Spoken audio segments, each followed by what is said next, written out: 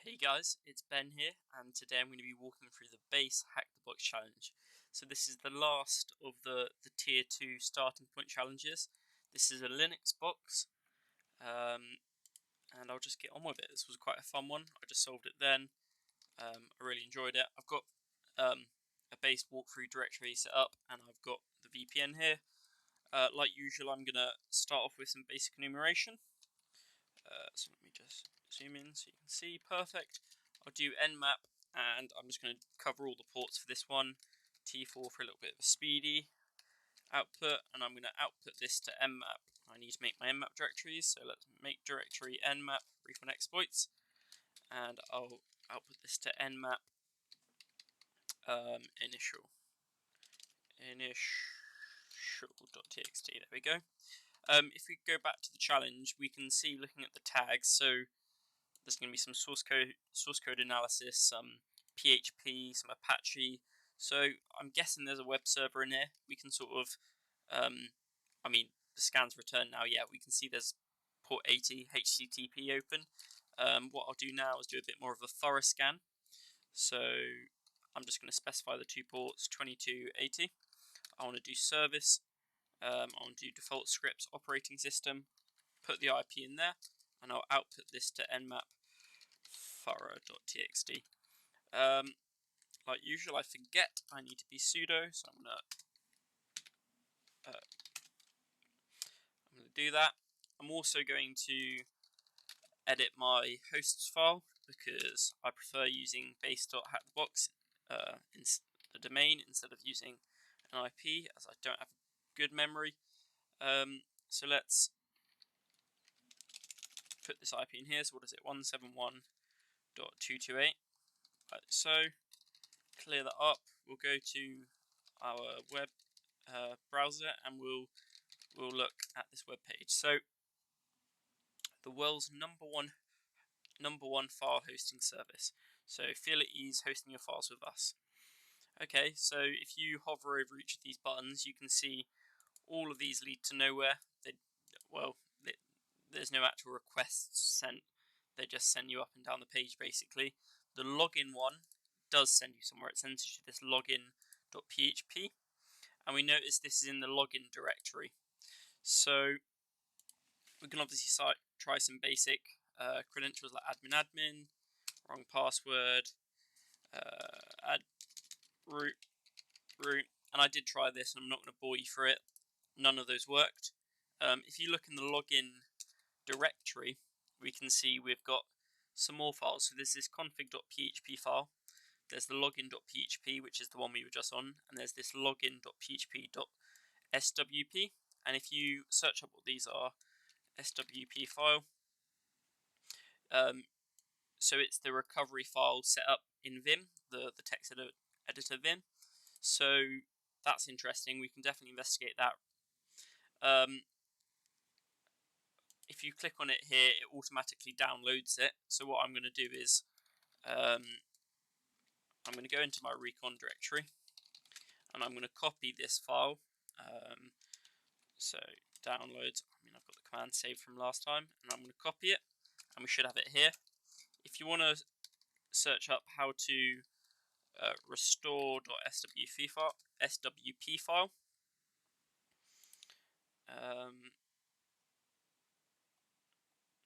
you should be able to find it somewhere. tac r, that's the flag which does it. So you'll go vi tac r login.php, and then some errors are detected. Do you want to continue? Enter, and we've got the source code here. What I'll do is I'll write this to login.php, and then that's not what I want to do. I just want to quit out of this now. There we go. So we've got the login.php here. We can actually view this again, and we can see this is where the authentication is done, right? So we've got this PHP code, the backend PHP code, which isn't shown to us if we were to view our source code, and it's all here. So we can definitely use that. So it basically checks if the post parameter username and the post parameter password are not empty, But if both of these aren't empty, it will then go on to the next step where it will require this config.php. Okay, and then it will do a string compare to compare this variable username, which isn't set anywhere up in this PHP code. So you can sort of take the note that the username and the password are defined in this config.php file, and then it calls that variable from the config.php file. So it does this string compare function with the username and password, and if this here, this string compare returns 0, it's basically saying, look, you've matched the username to the username stored variable, and then it will move on after doing that and check the password and do the same thing with the password. If that does work, it will redirect you to this upload.php page. So as we've got this source code here, that's quite powerful. We can see what it's doing in the back end, and we can try find some possible bypasses to it. You'll notice it's using this 2 double equals, which is sort of a loose check if two things are equal. If you've played around with PHP before, you'll know the more secure version is to use 3 equals.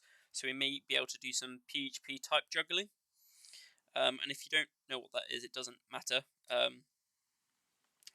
go on to it in a second. But let's just see where we've got to with flags, because I'm pretty sure we've got a few by now. So what are the 2 TCP ports which are open? We've got that 22 and 80. What's the URL for the login page? That's /login/login.php. How many files are present in the login directory? That will be 3. What is the extension of the swap file? .swp. What PHP function is being used in the backend code to compare the user submitted username and password? And that would be the string compare strcmp. So that's sort of given us some hints that maybe this isn't entirely secure. This equal sign here may not be entirely secure. We need to find a way to bypass this. You can go and Google string compare authentication bypasses, and you can have a look around, and I'll do that just to demonstrate what I did. So if we just search up string compare PHP authentication, and let's just look at a few of these. So there's one down here. Let's also search up PHP type juggling, as this will prove a good way to start. I think I watched, yeah, this one here is quite good. So it gives some explanation of the differences between that 3 equal sign, the strict comparison, and the loose comparison. Here we're dealing with the loose comparison, so we'll look at this, right? So we know on one end of this this conditional expression, we've got a 0. So we can look in this 0 column or the 0 row, and we want to find a way to trick it into being true. So if you would just, first of all, let's just search up string compare PHP. I want to find just an example. So normal behavior of the string compare function, right? If 2 strings are passed into it and they're exactly the same as you can see, if you run this, it will equal 0, as you can see. So what our PHP code is doing, basically, it's comparing the string compare. If the 2 strings are equal, this string compare will return as equal. Okay. Obviously, if they're not equal, for example, it won't be equal to 0. It will be non-equal to 0. Okay. What have I done wrong here? I've put the if there. So we can sort of, we'll put this here just to demonstrate. So this will return, I'm not sure if it, let's change this around just a bit, just to demonstrate. I'm not too good at PHP, so I'm going to have to sort of compare code to remember the syntax. So if this is true, and I'm just going to print strings equal,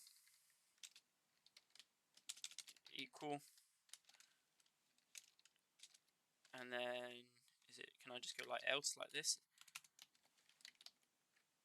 Yeah, I believe so. Else echo strings not equal, like this. Just to give a basic PHP lesson. So hopefully, as these are not equal, it should echo strings not equal. If we did both of these, just the exclamation mark,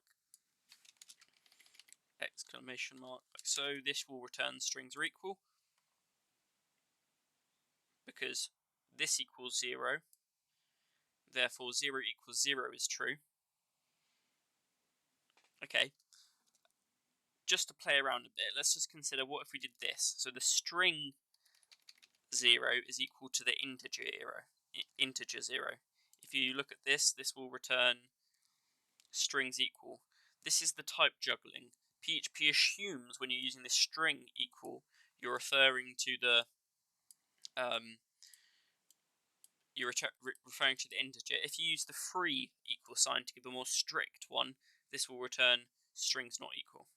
Anyway, so what we want to do is we want to set this equal to 0. So we've got some string here, which is the password. So let's say the real password, and then we've got our user input here.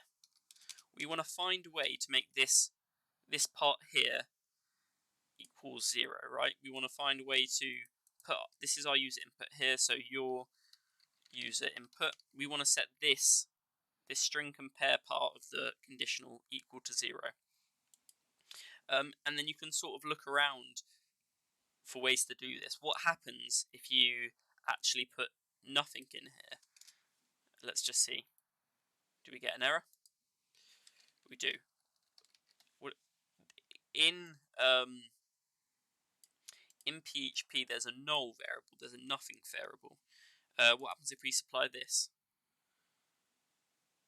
It says strings not equal. What happens, out of interest, if you supply this? Just an empty array. And it says strings are equal. So if you supply an empty array and compare it to a string, this string compare returns true, which is actually set to 0. So this whole statement will be 0, therefore we'll get the strings are equal. So that was the sort of logic behind what I'm going to show you now. I'm just going to close this down so it doesn't spoil it. What you can do is, if you actually go to this login.php website, if you try like just supplying this, for example, the brackets, you'll get a wrong username or password because it's accepting this array here as a string. So it's basically thinking in the back end, it's comparing this as the password to the real password, right? So what I can do is open up Burp Suite, because Burp Suite is very powerful and we can control whether a string is supplied or whether an array is supplied. And we can use this this sort of bypass, and I'll show you how it's done. So I'm going to get the proxy open. I'm going to just do a test username and password here. I'll turn the proxy on. I'm going to log in with this test, and I don't have intercept on. So test, right? So we've intercepted the traffic. It's, instead of going straight to the website, it's gone to Burp Suite. I can change it and then it'll get sent off. So what I'm going to do is, like I said, if you do this before, it will interpret this as a string. If you want to find out how you can pass arrays, you would just do this. Username equals this.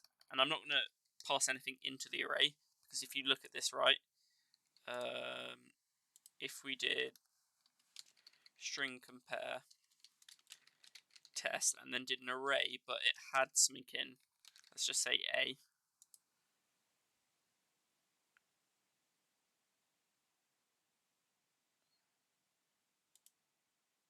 Oh, this one's also going to burp shit. I've just lost my code. Never mind. Let's just do this here. So if we did A, for example, there.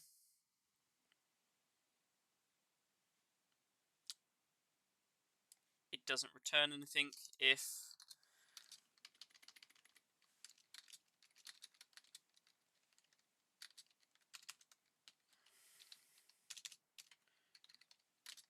echo strings equal minus spelling mistake. I can't be asked to fix it. I'm just giving a little quick demonstration. Not equal. So if you did an actual array with contents, let's see what this returns. It does say they're equal, actually. That surprised me. Okay, never mind. I basically supplied an empty string like this, and I am going to turn the intercept on. I may have missed it. If I turn this back on, if I send this, does this work? Forward. And then we get sent to an upload.php. If you look back to the source code, this is the expected behavior. That's what we're expecting. So we've bypassed the authentication. We can forward this again, and we're now logged in as this admin account without knowing the password. So we've got some file upload feature, right? The first thing which pops to mind is, look, you can upload a file. Can you upload a PHP reverse shell? So that's what I'm going to do. I'm going to generate one down here with MSF Venom. I'm going to use a PHP. I'm going to use an interpreter reverse shell. I'm just going to walk through this as I skipped. The L host is going to be my listening host. This is going to be my ton0 IP. The L port is going to be the port I'm listening on for incoming connections. I want to output is raw and output raw PHP, raw ASCII text, and I want to output it as revshell.php.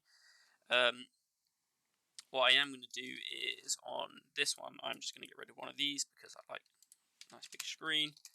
Get MSF console open. I'm going to use multi-handler like so. I'm going to clear.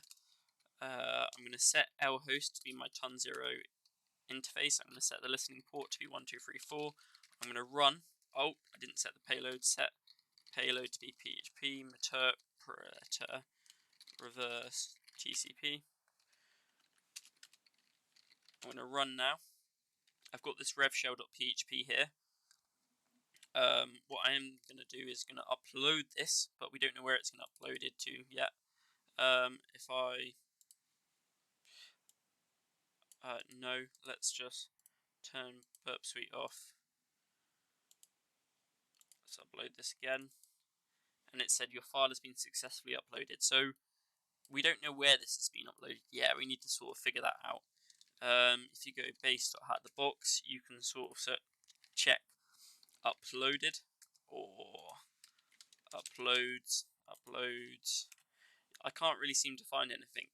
If you look, which is a little bit cheaty, I also did loads of word lists. If you look, it starts off with an underscore. So what I then did was I went to, I'll use this terminal up here. I knew the directory was going to start with an underscore. So I went to like share, word lists, sec list, discovery, blah, blah, blah. So I've got the word list here, the directory word list. I know the directory is going to begin in an underscore. And then the fuzz, the word I'm replacing from the word list goes here. And I'm going to see what files this finds. So if you'll let it do its thing. And it's founded this uploaded directory. So if you go back to the box and put an underscore here and make this uploaded, you find this reverse shell.php, the file I uploaded through this upload feature. Open this here, and we get a interpreter reverse shell, which is all good. Pop the shell open like this, go python taxi import pty pty.spawn bin bash, the usual to get a nice pretty shell. Nice. I want to clear this, but I can't, so I'm going to export term equals x term. So I've got a bit more better, a more usable shell. And we want to find well, first of all, let's do some basic enumeration. We can sort of see, look, if we cd into the home directory, what users are here? There's this John user, right? If we cd into John, there's user.txt, the first flag. If we cat this out, user.txt, we get permission denied. So we need to be that John user. John is the only user on this box. Perhaps he's like the admin or something. I don't know. We can sort of figure that out. If you think back to this web page here, right, when we had this logon feature, there was a username and password which we bypassed. We didn't actually know that. If you remember, it was calling. If I go to here, right? No, it is. Sorry. If I go to here and then go down into cd recon, was it? We cat out this login.php. It's calling this password. It's getting the username and password variable from this config.php file. So I sort of want to find the location of this. So let's just find name config.php, and we'll pipe all errors we'll get into dev null, and it finds it here. So we can just copy this, wait till this command finishes. It's looking, and we'll. I need to change directory actually, like that. And once again, I've messed up because config.php isn't a directory. If we cat out config.php, we can see the username is password. Sorry, the username is admin, and the password is this is a good password, right? So perhaps this is the password used for John. We can change our user to John, so su John, and you enter the password. This is a good password. Ta-da! I want to see the sudo capabilities of John. I want to see what commands John can run as sudo. So I'm going to do sudo tac-l to list the commands he can run. I'll paste it here. This is a good password, and he can run the following commands on this box. He can use the find command, which I used a minute ago for finding files somewhere. Can't remember, where was it? I used it to find this file. You can use this command to be root. So if you go to gtfobins, and we'll search for find, we can see it's got a sudo tag, and this is the command you need to use. So basically, you can run it as sudo without a password. Paste it in here. One thing I am going to change is I prefer a bash shell than an sh shell, and we'll do that, and we will now be root. So I can cd into root. I can cat out the root.txt flag. We've got the root.txt flag. I don't think I actually did cat out the John flag, so I'll cat out the John flag as well. So we've completed the box. Nice. It was a nice box, fairly quick and easy. I hope you've enjoyed.